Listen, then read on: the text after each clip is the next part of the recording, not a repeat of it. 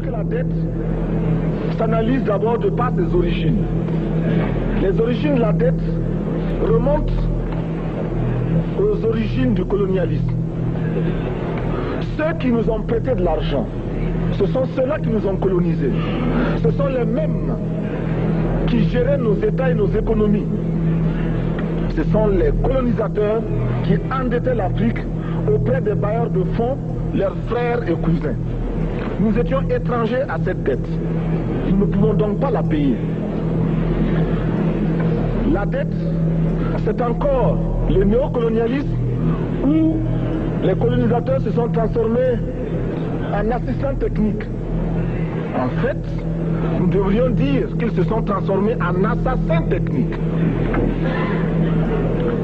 Et ce sont eux qui nous ont proposé des sources de financement, des bailleurs de fonds internes que l'on emploie chaque jour, comme s'il y avait des hommes dont le bâillement suffisait à créer le développement chez les autres.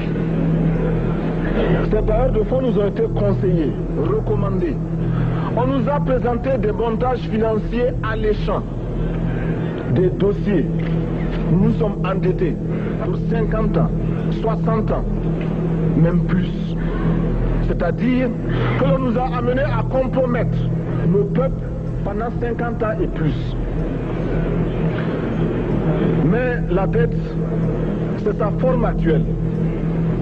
Contrôlée, dominée par l'impérialisme. Une reconquête savamment organisée pour que l'Afrique, sa croissance, son développement obéissent à des paliers, à des normes qui nous sont totalement étrangères, faisant en sorte que chacun de nous devienne l'esclave financier, c'est-à-dire l'esclave tout court de ceux qui ont eu l'opportunité, la ruse, la fourberie de placer les fonds chez nous avec l'obligation de rembourser.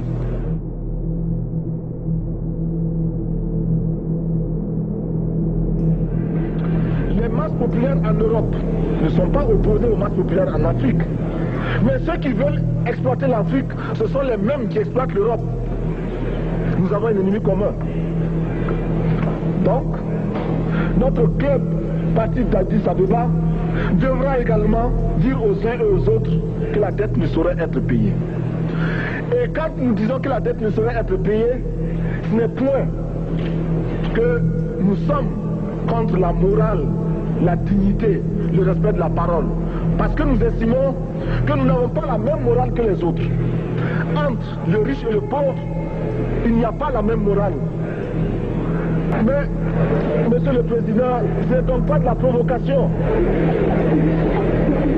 Je voudrais que très sagement, vous nous offriez des solutions. Je voudrais que notre conférence adopte la nécessité de dire clairement que nous ne pouvons pas payer la dette. Non pas dans un esprit belliqueux, belliciste.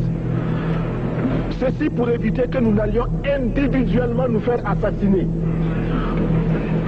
Si le Burkina Faso tout seul refuse de payer la dette, je ne serai pas là à la prochaine conférence.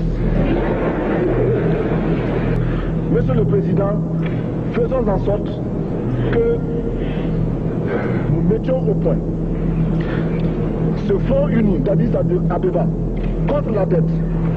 Faisons en sorte que ce soit à partir d'Addis Abeba que nous décidions de limiter la course aux armements entre pays faibles et pauvres. Les gourdins et les coutelas que nous achetons sont inutiles.